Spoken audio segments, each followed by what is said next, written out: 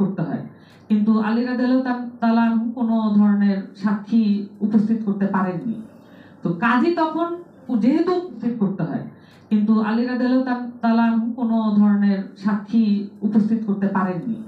তো কাজী তখন যেহেতু কোনো ধরনের সাক্ষী ছিল না, তাকে তিনি বাধ্য হয়েছিলেন, উনি বলেছেন যে যদিও আমি জানি আপনি সত্য কথা বলছেন, কিন্তু আমি যেহেতু সাক্ষী পাইনি, আমার পক্ষে সম্ভব না যে এই তরবারি আপনাকে আবার ফিরিয়ে দেওয়া। এটা যিনি দাবি করছেন এটা তারই থাকবে।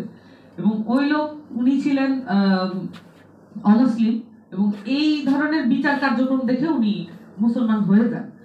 কিন্তু এই ধরনের বিচার কার্যক্রমের মধ্যে উনি তারপরে একটা কথাও বলেন যে এটা কখনো আমি কল্পনা করি নাই যে খেলাফতের মানে একজন পরাক্রমশালী খেলাফতের শাসনামলে, একজন খলিফার শাসনামলে এটাও সম্ভব যে তার কোনো বস্তু যদি আরেকজন চুরি করে, মানে শুধুমাত্র বিচারের প্রক্রিয়া সুষ্ঠু না হওয়ার আশঙ্কায় সেই বস্তুকে আবার ফিরিয়ে দেওয়া হয়। এটা আসলে সম্ভব নয়। এটা উনি স্বগতোক্তি করে তারপরে উনি মুসলমান হয়ে যান।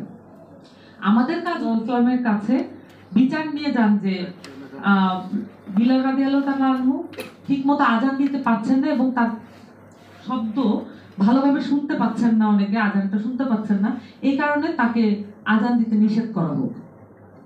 রাসূলুল্লাহ তখন একটু মনক্ষুণ্ণ হয়েছিলেন এবং উনি জবাব দিয়েছিলেন, তোমরা কি চাও তোমাদের মনে যা আছে আমি তা বলে দিই সর্বসম্মুখে? মানে আমাদের এই কোরআনের বিভিন্ন সূরায় বিভিন্ন সময় আমরা এটাও পেয়েছি যে মানুষের অন্তরে যা কিছু আছে সবকিছু খোদা তাআলা জানেন, এবং আমাদেরকে আমাদের অন্তরের নিয়ত দিয়ে, আমাদের অন্তরের চাওয়া পাওয়া দিয়ে আসলে বিচার করা হবে।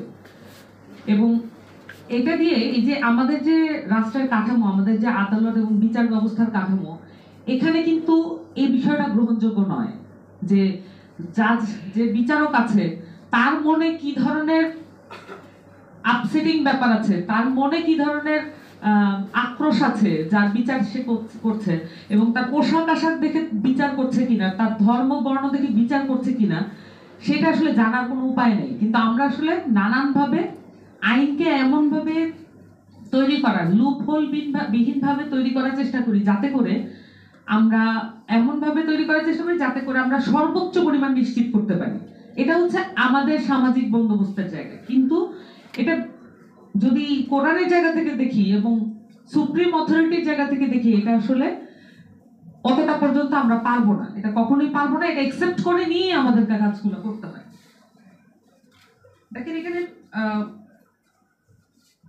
মর্যাদার যে মানবিক যে মর্যাদা, ইনসানিয়াতের যে মর্যাদার শব্দের অর্থ করা হয়েছে যে আরবি যে অর্থ, সেটা হচ্ছে কারামতুল। এই যে কেরামতি, আমরা যেটা বাংলায় বলি কেরামতি, সেটা ওই ওয়ার্ড থেকেই আসলে উৎসারিত। এবং করম, মানে এটা যে মূল রুট, আরবি মূল রুট, করম শব্দের অর্থ হচ্ছে সম্মান বা মর্যাদা। এখন কেরামতি আসলে কে দেখাতে পারে? আমরা বললি না যে আমাদের যারা বিশিষ্ট, যারা ইসলামিক যে ঘরানা, সেই ঘরানায় যারা অনেক বেশি মুজিজা পেয়েছেন, তারা কেরামতি দেখাতে পারতেন। এটা আসলে আল্লাহ প্রদত্ত এক ধরনের সম্মান, মর্যাদা।